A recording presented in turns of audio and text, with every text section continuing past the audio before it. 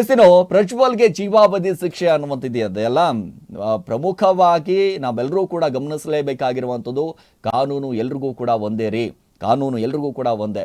ಇನ್ನು ಪ್ರಜ್ವಲ್ಗೆ ಜೀವಾವಧಿ ಶಿಕ್ಷೆ ವಿಧಿಸಿದಂಥ ನ್ಯಾಯಾಧೀಶರು ಗಜಾನನ್ ಭಟ್ ಅವರು ಜನಪ್ರತಿನಿಧಿಗಳ ವಿಶೇಷ ಕೋರ್ಟ್ನಿಂದ ಒಂದಷ್ಟು ಶಿಕ್ಷೆ ಪ್ರಕಟ ಆಗುತ್ತೆ. ಪ್ರಜ್ವಲ್ ರೇವಣ್ಣ ಅವರಿಗೆ ಜೀವಾವಧಿ ಶಿಕ್ಷೆ 11 ಲಕ್ಷ ರೂಪಾಯಿ ದಂಡವನ್ನು ವಿಧಿಸಿದ್ದಾರೆ.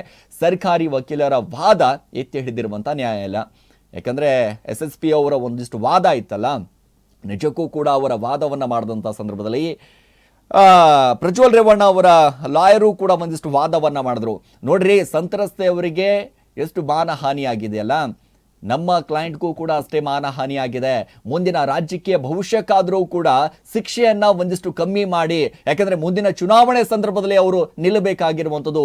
ಕೇವಲ ಈಗ ನಳಿನಿ ಅವರು ಮಾತಾಡುವಂಥ ಸಂದರ್ಭದಲ್ಲಿ ಪ್ರಜ್ವಲ್ ರೇವಣ್ಣ ಅವರ ಪರ ವಕೀಲರು ಮಾತಾಡುವಂಥ ಸಂದರ್ಭದಲ್ಲಿ ಹೇಳ್ತಾ ಇದ್ರಂತೆ, ಈಗಾಗಲೇ ಸಂತ್ರಸ್ತೆ ಒಂದಿಷ್ಟು ಜೀವನವನ್ನು ಮಾಡ್ತಾ ಇದ್ದಾರೆ, ತಾನಾಯಿತು, ತಮ್ಮ ಮಕ್ಕಳಾಯಿತು, ಮೊಮ್ಮಕ್ಕಳಾಯಿತು, ಎಲ್ಲರೂ ಕೂಡ ಅವ್ರ ಜೀವನ ಚೆನ್ನಾಗಿ ಮಾಡ್ತಾ ಇದ್ದಾರೆ. ಆದರೆ ಇನ್ನೂ ಕೂಡ ಪ್ರಜ್ವಲ್ ರೇವಣ್ಣ ಯುವಕ, ಹಾಗಾಗಿ ಮುಂದಿನ ರಾಜಕೀಯ ಭವಿಷ್ಯದ ನಾಯಕ. ಸೊ ಹಾಗಾಗಿ ಒಂದಿಷ್ಟು ಶಿಕ್ಷೆಗಳನ್ನ ಕಮ್ಮಿ ಕೊಟ್ರೆ ಮುಂದಿನ ದಿನದಲ್ಲಿ ಅವರೂ ಕೂಡ ಒಂದಿಷ್ಟು ಜೀವನವನ್ನು ರೂಪಿಸ್ಕೊಳ್ಬಹುದು ಅನ್ನುವಂಥ ರೀತಿಯಾಗಿ ಪ್ರಜ್ವಲ್ ರೇವಣ್ಣ ಪರ ವಕೀಲರು ಒಂದಿಷ್ಟು ವಾದವನ್ನ ಮಾಡ್ತಾರಂತೆ.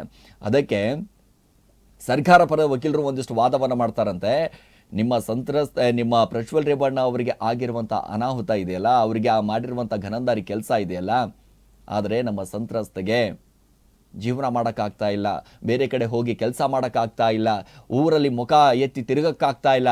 ಒಂದು ಸಾರಿ ಆ ಸಂತ್ರಸ್ತೆ ಮಹಿಳೆ ಆತ್ಮಹತ್ಯೆ ಮಾಡಿಕೊಳ್ಳೋದಕ್ಕೂ ಕೂಡ ನಿರ್ಧಾರ ಮಾಡಿದ್ರಂತೆ. ಈ ರೀತಿಯಾಗಿ ಸರ್ಕಾರದ ಪರ ವಕೀಲರು ಸಂತ್ರಸ್ತೆ ಪರವಾಗಿ ಒಂದಿಷ್ಟು ವಾದವನ್ನು ಮಂಡಿಸ್ತಾರೆ. ಹಾಗಾಗಿ ನೋಡಿ, ಪ್ರಜ್ವಲ್ ರೇವಣ್ಣ ಏನು ಬಡವನಲ್ಲ, ಬಹಳಷ್ಟು ಮಧ್ಯಮ ವರ್ಗದವನೇನಂತ ಅಲ್ಲ, ಕರೋಡೋಪತಿ ಇದ್ದಾನೆ. ಹಾಗಾಗಿ ನಮ್ಮ ಸಂತ್ರಸ್ತೆಗೆ 7 ಲಕ್ಷ ರೂಪಾಯಿ ಒಂದಿಷ್ಟು ಸಹಾಯಧನವನ್ನು ಮಾಡಬೇಕು.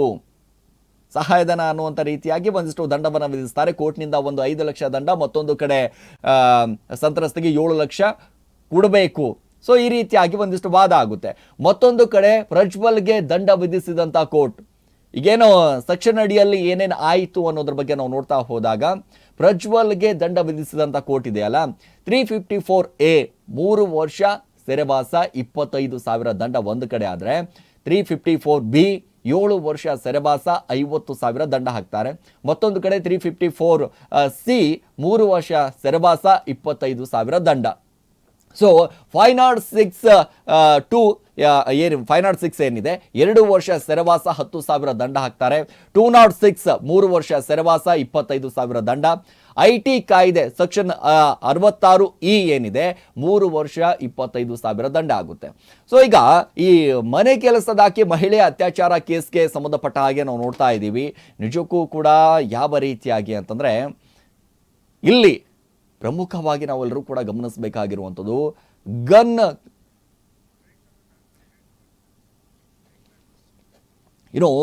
ಸಂತ್ರಸ್ತ ಮಹಿಳೆಗೆ ಗನ್ ಇಟ್ಟಿದ್ದ ಅಂತೆ. ಇನ್ನು ಒಂದು ಕಡೆ ಯಾವ ರೀತಿಯಾಗಿ ಗದರ್ತಾ ಇದ್ದ ಅಂತಂದರೆ, ಮನೆಯಲ್ಲಿ ಬಟ್ಟೆಗಳನ್ನು ವಾಶ್ ಮಾಡೋದಕ್ಕೆ ಒಂದಿಷ್ಟು ಕರೆಸಿದಂಥ ಸಂದರ್ಭದಲ್ಲಿ ಮನೆಯಲ್ಲಿ ಚಿಲಕ ಹಾಕಿಬಿಡ್ತಿದ್ದ ಅಂತೆ. ನೀರು ತಂದು ಕೊಡುವ ಅನ್ನುವಂಥ ರೀತಿಯಾದಂಥ ಸಂದರ್ಭದಲ್ಲಿ ಬರಲಿಲ್ಲ ಅಂತಂದರೆ ಅವಾಗಲೂ ಕೂಡ ಗದರುವಂಥ ಕೆಲಸವನ್ನು ಮಾಡ್ತಾ ಇದ್ದಂತೆ. ನೋಡಿ, ಎಂಥ ನೀಚ ಬುದ್ಧಿ ಇತ್ತು ಅಂತಂದರೆ ಇವಂದು, ಎಂಥ ನೀಚ ಬುದ್ಧಿ. ನಿಜಕ್ಕೂ ಕೂಡ 164 ಹೇಳಿಕೆಯನ್ನು ನೋಡಿದಾಗ ಒಂದಿಷ್ಟು ನ್ಯಾಯಾಧೀಶರ ಮುಂದೆ ನೀಡಿದಂಥ ಸಂದರ್ಭದಲ್ಲಿ ಸಂತ್ರಸ್ತೆ ಕಣ್ಣೀರು ಹಾಕಿಬಿಟ್ಟಿದ್ದಾರೆ ರೀ, ಕಣ್ಣೀರು ಹಾಕಿದ್ದಾರೆ. ನಿಜಕ್ಕೂ ಕೂಡ ಬಹಳ ಪರಿಸ್ಥಿತಿ ಹೆಂಗಿತ್ತು ಅಂತಂದರೆ ಹೇಳೋಕ್ಕಾಗ್ತಾ ಇರಲಿಲ್ಲ. ಆ ರೀತಿ ಅನ್ಯಾಯ, ದೌರ್ಜನ್ಯ, ಅತ್ಯಾಚಾರ, ಪದೇ ಪದೇ ಅತ್ಯಾಚಾರ, ಸಹಕಾರ ಮಾಡಲಿಲ್ಲ ಅಂತಂದರೆ ಬೆದರಿಕೆ ಹಾಕೋದು, ಆ ರೀತಿ. ಸೊ ಈಗ ಮನೆ ಕೆಲಸದಾಕೆ ಮಹಿಳೆಯ ಅತ್ಯಾಚಾರ ಕೇಸ್ಗೆ ಸಂಬಂಧಪಟ್ಟ ಹಾಗೆ ಒಂದಿಷ್ಟು ತೋಟದ ಮನೆಯಲ್ಲಿ ಮಹಿಳೆ ಮೇಲೆ ಅತ್ಯಾಚಾರ ಆಗುತ್ತೆ. ಹಾಸನ ಜಿಲ್ಲೆಯ ಹೊಳೆನರಸೀಪುರದಲ್ಲಿ ಇರುವಂಥ ಗನಿಕಡ ತೋಟದ ಮನೆಯಲ್ಲಿ ಒಂದಿಷ್ಟು ಅಂದರೆ ಕುಡಿಯೋಕ್ಕೆ ನೀರು ತೆಗೆದುಕೊಂಡು ಬಾ ಅಂತ ಹೇಳಿದಂಥ ಪ್ರಜ್ವಲು ರೂಮ್ ಒಳಗೆ ನೀರು ತರ್ತಿದ್ದಂತೆ ಬಾಗಿಲು ಹಾಕಿದಂಥ, ನೋಡಿ ಬಾಗಿಲು ತೆಗೆಯೋಣ ಅಂತಂದರೂ ಕೂಡ ತೆಗೆಯದೆ ಮಹಿಳೆ ಮೇಲೆ ದೌರ್ಜನ್ಯವನ್ನು ಮಾಡ್ತಾನೆ. ಬಲವಂತವಾಗಿ ಸೀರೆ ಬ್ಲೌಸ್ ತೆಗೆದು ದೌರ್ಜನ್ಯ ಎಸ್ಕಿಬಿಡ್ತಾನಂತೆ.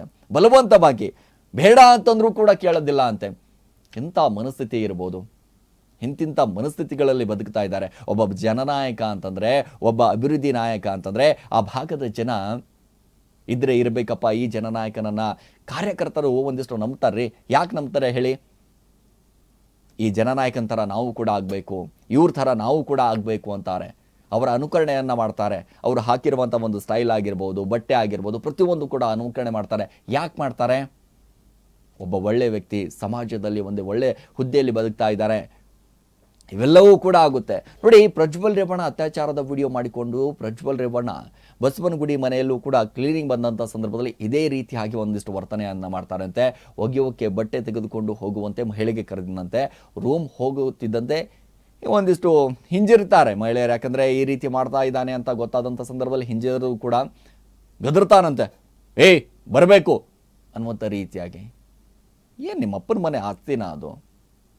ಏನು ಕರೆದ ತಕ್ಷಣ ಬರೋಕ್ಕೆ ಏನು ಅನ್ಕೊಂಬಿಟ್ಟಿದ್ದೀರಾ ನೀವು? ಹಾಂ, ನೋಡಿ, ರೂಮ್ ಹೋಗ್ತಿದ್ದಂತೆ ಬಾಗಿಲು ಚಿಲ್ಕ ಹಾಕಿಬಿಡೋದು, ಇದೇ ಕೆಲಸ ಮಾಡ್ಕೊಂಬಂದ್ಬಿಟ್ಟಿದ್ದಾನೆ. ಯಾವಾಗ ನ್ಯಾಯಾಧೀಶರ ಮುಂದೆ ಒಂದಿಷ್ಟು ಹೇಳಬೇಕಾದಂಥ ಸಂದರ್ಭದಲ್ಲಿ ಸಹಜವಾಗಿ ಒಂದಿಷ್ಟು ಉಲ್ಲೇಖವನ್ನು ಮಾಡಬೇಕಾಗುತ್ತೆ. ಯಾಕಂದರೆ ನಿನ್ನೆ ನ್ಯಾಯಾಧೀಶರ ಮುಂದೆ ಬಂದಂಥ ಸಂದರ್ಭದಲ್ಲಿ ಪ್ರಜ್ವಲ್ ರೇವಣ್ಣ ಕಣ್ಣೀರು ಹಾಕ್ತಾ ಇದ್ದಂತೆ. ಅದೆಷ್ಟು ಮಹಿಳೆಯರು ಕಣ್ಣೀರು ಹಾಕ್ಸಿಲ್ರಿ ಇವನು? ಅದೆಷ್ಟು ಮಹಿಳೆಯರು ಕಣ್ಣೀರು ಹಾಕ್ಸಿಲ್ಲ ಇವನು? ಕಣ್ಣೀರು ಹಾಕ್ತಾ ಇದ್ದಂತೆ. ನಾನು ರಾಜಕೀಯದಲ್ಲಿ ಬೇಗ ಬೆಳೆದು ಬಿಟ್ಟೆ, ಅದಕ್ಕೋಸ್ಕರ ನನ್ನ ರಾಜಕೀಯದಿಂದ ಮುಗಿಸೋಕ್ಕೋಸ್ಕರ ಈ ರೀತಿಯಾಗಿ ಮಾಡಿದ್ರು. ಮಾಧ್ಯಮದವ್ರನ್ನ ನಾವು ದೂಷಿಸೋದಿಲ್ಲ, ಪೊಲೀಸರನ್ನು ದೂಷಿಸ್ತೀನಿ ನಾನು. ಯಾಕೆ 2019ರಲ್ಲಿ ಈ ಹಿಂದೆ ಇದ್ದಂಥ ಸಂದರ್ಭದಲ್ಲಿ ಸಂಸದನಾದಂಥ ಸಂದರ್ಭದಲ್ಲಿ ಯಾಕೆ ಯಾರೂ ಕೂಡ ಬಂದು ನನಗೆ ದೂರನ್ನು ಕೊಡಲಿಲ್ಲ? ಈ ಚುನಾವಣೆ ಸಂದರ್ಭದಲ್ಲೇ ಯಾಕೆ ಈ ರೀತಿ ಮಾಡಿದ್ರು? ರಾಜಕೀಯದಲ್ಲಿ ಚಿಕ್ಕ ವಯಸ್ಸಿನಲ್ಲಿ ನಾನು ಬೇಗ ಬೆಳೆದಿದ್ದೆ, ತಪ್ಪಾಗೋಗ್ಬಿಡ್ತಾ? ಈ ರೀತಿ ಆದಂಥ ಒಂದಿಷ್ಟು ಪ್ರಶ್ನೆಗಳನ್ನು ಮಾಡ್ತಾರಂತೆ. 14 ತಿಂಗಳಾಯಿತು, ನನ್ನ ತಂದೆ ತಾಯಿಗೆ ನೋಡಿಲ್ಲ, ನನ್ನ ಮುಖ ನೋಡಿಲ್ಲ, ನಾನು ಅವ್ರದ್ದು ನೋಡಿಲ್ಲ. ಸ್ವಾಮಿ, ನೀನು ಮಾಡಿರುವಂಥ ಗನಂದಾರಿ ಕೆಲಸಕ್ಕೆ ಜೀವನ ಪರ್ಯಂತ ಜೈಲಲ್ಲಿ ಕುಳಿಬೇಕಲ್ಲ. ಈಗ ಕರ್ಮ ಇಸ್ ಬ್ಯಾಕ್ ಅಂತಾರೆ. ನೋಡಿ, ಆ ಮಹಿಳೆಯರು ವಿಡಿಯೋಗಳನ್ನು ನೋಡಿದಂಥ ಸಂದರ್ಭದಲ್ಲಿ, ಆ ವೈರಲ್ ಆದಂಥ ವಿಡಿಯೋಗಳನ್ನು ಸಾಕಷ್ಟು ಸಂತ್ರಸ್ತರು ಊರು ತೊರೆದು ಬಿಟ್ಟಿದ್ದಾರೆ. ಜೀವನ ಮಾಡೋಕ್ಕಾಗ್ತಾ ಇಲ್ಲ. ಯಾರಾದರೂ ಏನಾದರೂ ಕೇಳಿಬಿಟ್ರೆ ಏನಪ್ಪ ಹಿಂಗಾಗ್ಬಿಡ್ತಾ, ಏನು ಕತೆ? ಸೊ ಇದೇ ವಿಚಾರಕ್ಕೆ ಸಂಬಂಧಪಟ್ಟ ಹಾಗೆ ಇದೀಗ ಜಾಮೀನು ಕಷ್ಟದ ಸಾಧ್ಯತೆ ಇದೆ. ಯಾಕಂದರೆ ಮುಂದೆ ಹೈಕೋರ್ಟ್ಗೂ ಕೂಡ ಹೋಗಬೇಕು ಅನ್ನುವಂಥ ರೀತಿಯಾಗಿ ಅವರ ಪರ ವಕೀಲರು ಒಂದಿಷ್ಟು ವಾದವನ್ನು ಮಾಡೋದಕ್ಕೆ ಒಂದಿಷ್ಟು ಪ್ಲ್ಯಾನನ್ನು ಕೂಡ ರೆಡಿ ಮಾಡ್ಕೊಳ್ತಾ ಇದ್ದಾರೆ. ಅಂತಂದರೆ ಆರೋಪಿಗೆ ಈಗಾಗಲೇ ಜೀವಾವಧಿ ಶಿಕ್ಷೆ ಏನು ವಿಧಿಸಿದೆಯಲ್ಲ, ಶಿಕ್ಷೆ ಇದೆ. ಸೊ ಈಗ ಶಿಕ್ಷೆ ಜಾರಿಗೊಳಿಸಬಹುದಾ ಅನ್ನುವಂಥದ್ದು. ಯಾಕಂದರೆ ಈಗಾಗಲೇ ಮುಂದೆ ಏನಾದರೂ ಮಾಡಬಹುದಾ ಅಂದರೆ ಜಾಮೀನಿನ ಪರಿಕಲ್ಪನೆ ಸಾಮಾನ್ಯವಾಗಿ ಅನ್ವಯ ಆಗುವುದಿಲ್ಲ. ಜೀವಾವಧಿ ಶಿಕ್ಷೆಯ ಸಂಪೂರ್ಣ ಜೈಲುವಾಸವನ್ನು ಒಳಗೊಂಡಿರುವಂತೆ ಆದರೆ ಆರೋಪಿ ತನ್ನ ಶಿಕ್ಷೆಯ ವಿರುದ್ಧ ಸಲ್ಲಿಸಬಹುದು. ಮೇಲ್ಮನವಿಯನ್ನು ವಿಚಾರಣೆಯ ಸಮಯದಲ್ಲಿ ಜಾಮೀನು ಕೋರಬಹುದು. ಈ ಪ್ರಕ್ರಿಯೆಯಲ್ಲಿ ಬೇಲ್ ಪೆಂಡಿಂಗ್ ಅಪ್ಲೈ ಏನಿದೆ ಒಂದಿಷ್ಟು ಕರಿಬಹುದು, ಎಲ್ಲವೂ ಕೂಡ ಆಗುತ್ತೆ. ಮೇಲ್ಮನವಿ ಆಧರಿಸಿ ಹೈಕೋರ್ಟ್, ಒಂದು ಕಡೆ ಸುಪ್ರೀಂ ಕೋರ್ಟ್ನಿಂದ ಒಂದಿಷ್ಟು ಜಾಮೀನು ಆದರೆ ಇಂಥ ಪ್ರಕರಣಗಳಲ್ಲಿ ಇದು ಅತ್ಯಂತ ಕಡಿಮೆ ಸಾಧ್ಯತೆ ಇರುತ್ತೆ. ಯಾಕಂದರೆ ಏನಾದರೂ ಅವರ ಪರ ವಕೀಲರು ಕೂಡ ಒಂದಿಷ್ಟು ಸುಪ್ರೀಂ ಕೋರ್ಟ್ಗೆ, ಒಂದಿಷ್ಟು ಹೈಕೋರ್ಟ್ಗೆ ಮೇಲ್ಮನವಿಯನ್ನು ಸಲ್ಲಿಸೋದಕ್ಕೆ ಒಂದಿಷ್ಟು ರೆಡಿ ಕೂಡ ಮಾಡ್ಕೊಳ್ತಾ ಇದ್ದಾರೆ. ಅಂತಂದರೆ ಯಾವ ಆಧಾರದ ಮೇಲೆ ಮಾಡ್ಕೊಳ್ತಿಲ್ರಿ? ಏನು ಇಟ್ಕೊಂಡು ಜೀವನ ಮಾಡ್ತೀರಾ ಹೇಳಿ? ನಾಚಿಕೆ, ಮಾನ, ಮರ್ಯಾದೆ ಎಲ್ಲವೂ ಕೂಡ ಹರಾಜಾಗಿ ಹೋಯ್ತಲ್ಲ. ಆದರೂ ಕೂಡ ಒಂದಿಷ್ಟು ಮೇಲ್ಮನವಿಯನ್ನು ಸಲ್ಲಿಸಿ ಅದಾದ ನಂತರ ಜಾಮೀನು ಮೇಲೆ ಹೊರಗೆ ಬಂದುಬಿಟ್ಟು ಒಂದು ಜೀವನ ಮಾಡ್ತೀರಾ ಅಂತಂದರೆ ನಿಜಕ್ಕೂ ಕೂಡ ನಾಚಿಕೆ ಇಲ್ಲದಂಥ ಪ್ರಜ್ವಲ್ಗೆ. ಯಾಕಂದರೆ ಈಗಾಗಲೇ ನೋಡ್ತಾ ಇದ್ದೀವಿ, ಆರೋಪಿಗೆ ಜೀವಾವಧಿ ಶಿಕ್ಷೆ ವಿಧಿಸಲ್ಪಟ್ಟಿದೆ, ಜಾರಿಗೊಳಿಸುತ್ತೆ. ಇನ್ನು ಪ್ರಜ್ವಲ್ ಮುಂದಿನ ಭವಿಷ್ಯ ಏನಾಗಬಹುದು? ಯಾಕಂದರೆ ಈಗಾಗಲೇ ಜೀವಾವಧಿ ಜೀವನ ಪರ್ಯಂತ ಸಂಪೂರ್ಣವಾಗಿ ಅಲ್ಲೇ ಇರುವುದರಿಂದಾಗಿ ಏನು ಆಗಬಹುದು? ಜೀವಾವಧಿ ತೀರ್ಪು ಪ್ರಶ್ನಿಸಿ ಒಂದಿಷ್ಟು ಹೈಕೋರ್ಟ್ಗೆ ಮೇಲ್ಮನವಿಯನ್ನು ಸಲ್ಲಿಸಬಹುದು.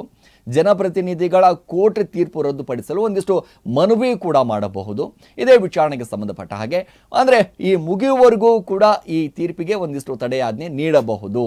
ಯಾಕಂದರೆ ಜನಪ್ರತಿನಿಧಿಗಳ ಕೋರ್ಟ್ ವಿಧಿಸಿದಂಥ ಶಿಕ್ಷೆಯನ್ನು ಅಮಾನತಿನಲ್ಲಿ ಇಡಬಹುದು. ಹೈಕೋರ್ಟ್ ವಿಶೇಷ ಕೋರ್ಟ್ ತೀರ್ಪಿಗೆ ತಡೆಯಾಜ್ಞೆ ನೀಡಿದರೆ ಒಂದಿಷ್ಟು ರಿಲೀಫ್ ಸಿಗ್ಬೋದು. ಆದರೆ ಇನ್ನೂ ಬಾಕಿ ಇರುವಂಥ 3 ಕೇಸ್ಗಳಲ್ಲಿ ಜೈಲುವಾಸ ಮುಂದುವರಿಯುತ್ತೆ. ಯಾಕಂದರೆ ಇದು ಕೇವಲ ಒಂದು ಕೇಸಲ್ಲ, ಇನ್ನೂ ಕೂಡ 3 ಕೇಸ್ ಇದೆ. ಇದೇ ಒಂದು ಕೇಸು ಸಾಕಷ್ಟು ಸ್ಟ್ರಾಂಗ್ ಆಗುತ್ತೆ. ಈ ಕೇಸ್ನಿಂದಾನೇ ಒಂದಿಷ್ಟು ಹೊರಗೆ ಬರಬೇಕು ಅಂತ ಸಾಕಷ್ಟು ಒಂದಿಷ್ಟು ಪ್ರಯತ್ನವನ್ನು ಮಾಡ್ತಾರೆ, ಆದರೆ ಆಗೋದಿಲ್ಲ. ನ್ಯಾಯಾಧೀಶರು ಸರಿಯಾದಂಥ ನ್ಯಾಯಾಧೀಶರು ನಿಜಕ್ಕೂ ಕೂಡ ಮೆಚ್ಚಲೇಬೇಕಾಗಿರುವಂಥದ್ದು. ಈ ಕೇಸ್ನಲ್ಲಿ ಒಂದಿಷ್ಟು ಎಲ್ಲಾದರೂ ಹಳ್ಳ ಹಿಡಿಯುತ್ತೆ ಅಂತ ಒಂದಿಷ್ಟು ಸಾಕಷ್ಟು ಜನ ಮಾತಾಡ್ಕೊಳ್ತಾ ಇದ್ರು. ಯಾಕಂದರೆ ದುಡ್ಡಿದೆ, ಪವರ್ ಇದೆ, ಎಲ್ಲವೂ ಕೂಡ ಇದೆ, ಸೊ ಏನಾದರೂ ಆಗಬಹುದು. ಆದರೆ ಇಲ್ಲ, ಕಾನೂನಿನ ಮುಂದೆ ಎಲ್ಲರೂ ಕೂಡ ಒಂದೇ ಅನ್ನುವಂಥ ರೀತಿಯಾಗಿ ಜಡ್ಜ್ಮೆಂಟ್ ಬಂದಂಥ ಸಂದರ್ಭದಲ್ಲಿ ನಿಜಕ್ಕೂ ಕೂಡ ಈ ಕಾನೂನಿನ ಮೇಲೆ ಎಲ್ರಿಗೂ ಕೂಡ ಗೌರವ ಇದೆ ರೀ, ಎಲ್ರಿಗೂ ಕೂಡ ಗೌರವ ಇದೆ. ಸೊ ಹಾಗಾಗಿ ಇವೆಲ್ಲವೂ ಕೂಡ ಪ್ರಶ್ನೆಗಳನ್ನು ಹುಟ್ಟುತ್ತೆ. ಸೊ ಆದರೆ ಇನ್ನೂ 3 ಬಾಕಿ ಇರುವಂಥ ಈ ಕೇಸ್ಗಳನ್ನು ಜೈಲು ವಾಸ ಮುಂದುವರಿಯುತ್ತೆ. 3 ಕೇಸ್ಗಳ ತೀರ್ಪು ಬಂದು ನಿರಪರಾಧಿ ಏನಾದರೂ ಆದರೆ ಮಾತ್ರವೇ ಪ್ರಜ್ವಲ್ಗೆ ಒಂದಿಷ್ಟು ರಿಲೀಫ್ ಸಿಗಬಹುದು. ಹೈಕೋರ್ಟ್, ಸುಪ್ರೀಂ ಕೋರ್ಟ್ ಜೀವಾವಧಿ ಶಿಕ್ಷೆ ಎತ್ತಿ ಹಿಡಿದ್ರೆ ಜೈಲು ವಾಸ ಕಟ್ಟಿಟ್ಟ ಬುತ್ತಿ, ಯಾವುದೇ ಕಾರಣಕ್ಕೂ ಇಲ್ಲ.